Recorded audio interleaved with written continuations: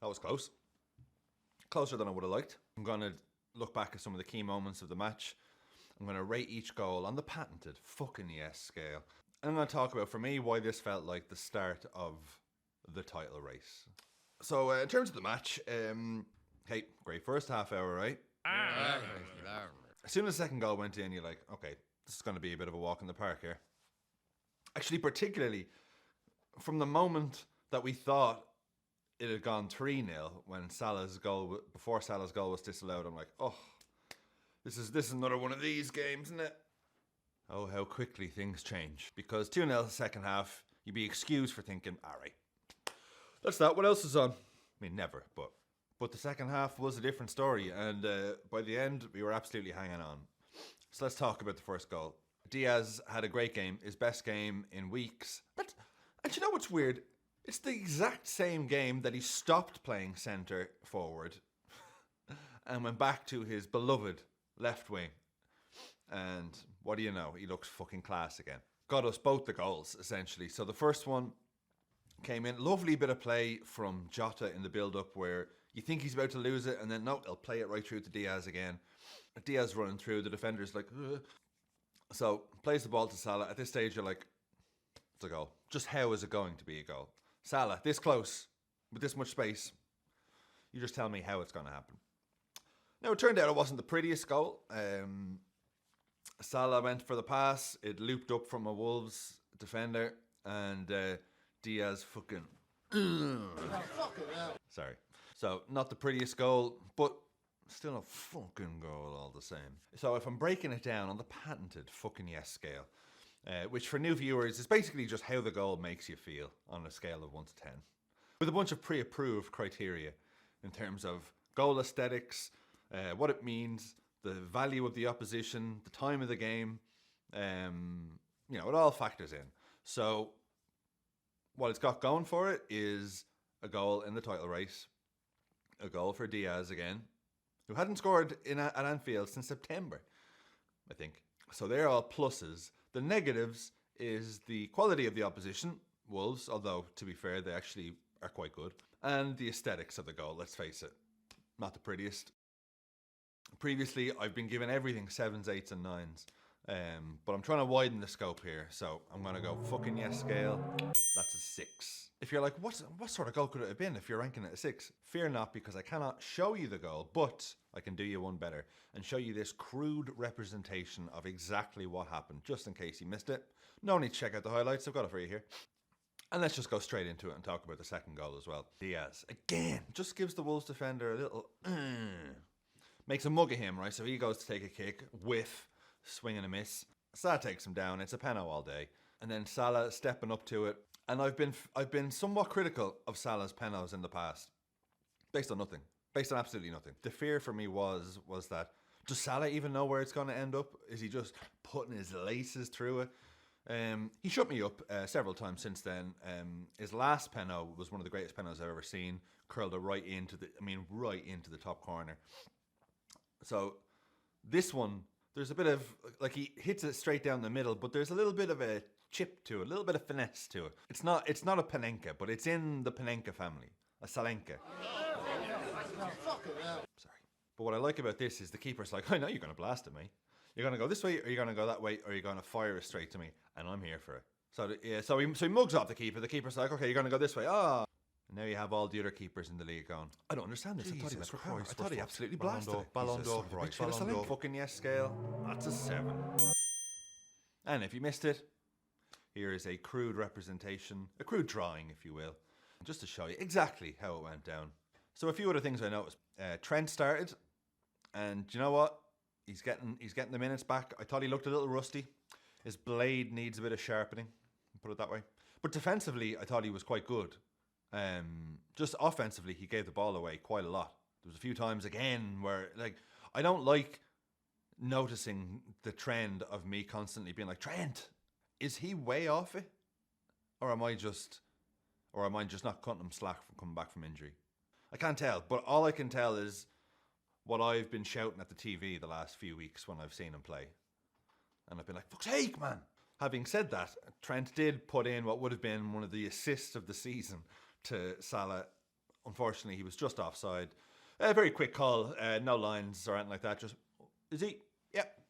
But it looked a little offside. But speaking of blades being sharpened, Alisson, you son of a bitch, he's back.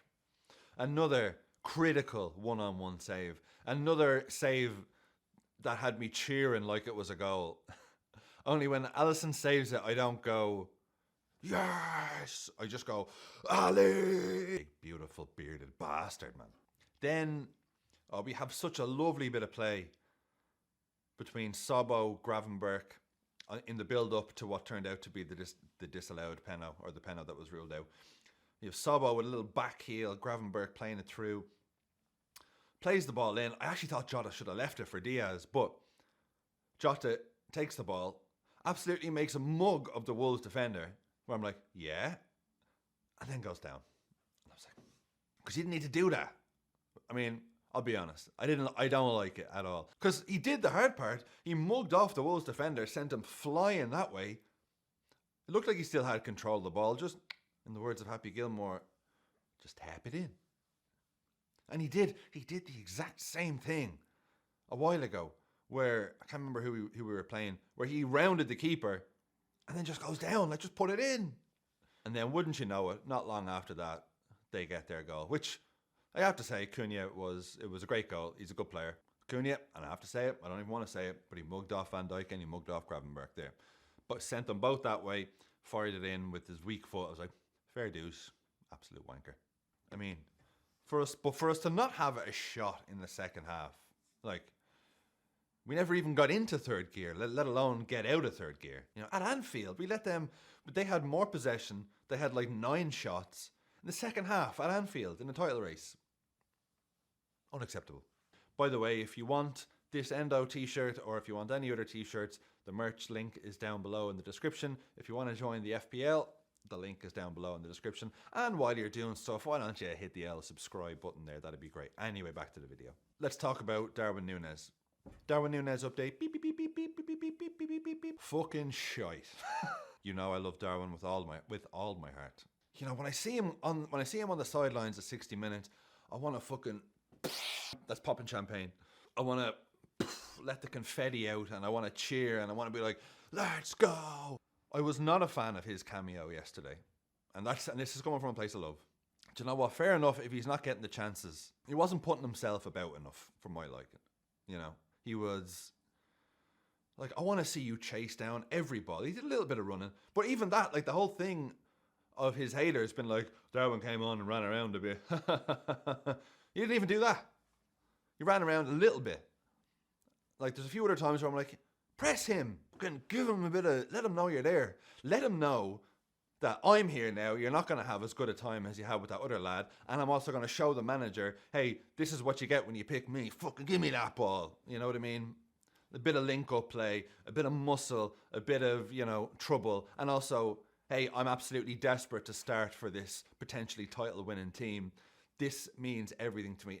Like, it was just, but there was none of that. It was just a bit too, like, bit too humdrum. I didn't really like his body language, if I'm gonna be honest. I love him to bits because he normally gives me the exact opposite of what he showed yesterday. So I was a bit like, fuck's sake, Darwin. But I also think, and I'm not defending him here, but I do think that centre attacking spot is poison. It just feels, every time I see a player in that position, like when Diaz was playing centrally, I was like, every time there'd be an attack, I'm like, oh, I don't want you there, Diaz, I want you there. Or like, oh, if only Diaz was here. You know what I mean? I feel like they're always just in no man's land in the middle because it's not really how we play. It's no surprise that the first game Diaz is not playing centre attack, that he has his best game in months back on that left wing. I've said a few times on this channel that I would love to see Darwin back on the left. Get the number 9 off him, put him back on the left. Let him have some fun. You know, like, but like when Darwin comes on and sees so little of the ball, I'm like, is he doing something wrong by being in the wrong position? Or is that where he's being told to go? A few times with Darwin, I'm like, yeah, go, go, go, go. And he's staying kind of central. He never seems to make himself available for that incisive pass. You know what I mean? He's kind of just stays hovering around. And I don't know, is he told to do that? I feel like that goes against his instincts. So I don't know. But that central position at the minute, I mean, Jota, you know, he'll score from there, but you wouldn't say like, well, what a performance from Jota as well. So like, it's not clicking at the minute in that position. Anyway, let's talk about the main man, Wataru Endo. You son of a bitch. Came on at 70 minutes. And first of all, so Endo coming on at 70 minutes also gives me the fucking... Endo. And then Endo comes on for more than just a 2-minute cameo.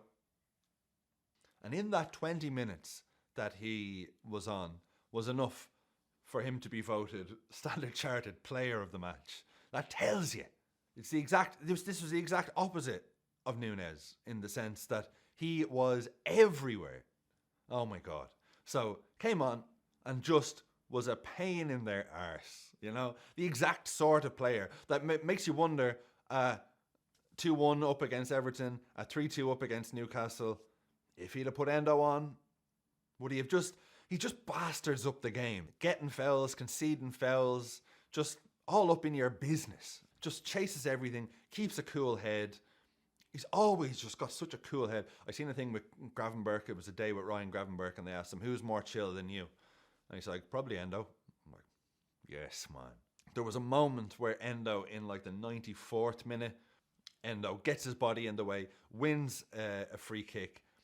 And it was very much at that point, you're like, okay, I think that's enough for us. And, oh my God, the reaction. Again, I would die a happy, happy man if the Liverpool players came up to me like this after he does something. And look at the way he even someone like Big Verge, look at the way Endo is holding his head high, just getting the applause from Big Verge. Like, I don't even need it. If that was me, I'd be like, thank you, Big Feet. It's all for you. But Endo's like, don't thank me, it's what I do. On with the match. Fucking, just fucking love him, man. And I hope that this is the start of Slot being like, maybe I can actually trust him with my life, like everyone's telling me to. Jarell Kwanzaa came on in the second half and played really well. Slot said in his press conference, what I see from Jarell in training is back to pre-season Jarell. Before I shattered his confidence by taking him off at half-time in the first game of the season. But there was a stage that looked like a certain goal where a ball's played into, I don't even know who it was, Wolves attacker. Terrible show. Then at the last second, he sees Kwanzaa and he's like, what are you doing here? And not in a racist way. These are the games that lose you a title when you know, it's not the big blockbusters. It's the, I shouldn't have dropped those points against whatever, Fulham.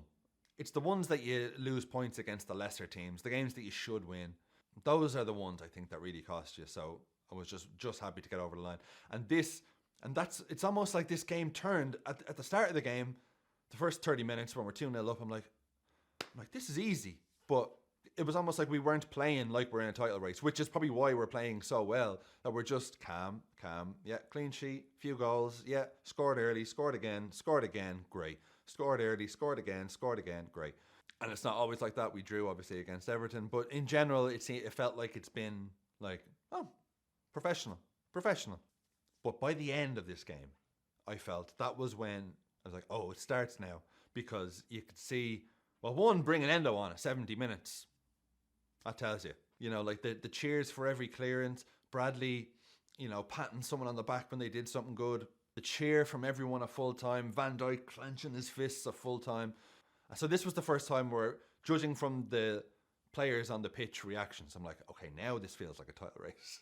This was the first time as well I seen Ernest Slot to the cop in like at the end, which for him is about as expressive as it gets, barring if you're not a fourth official. That's about as expressive as he gets.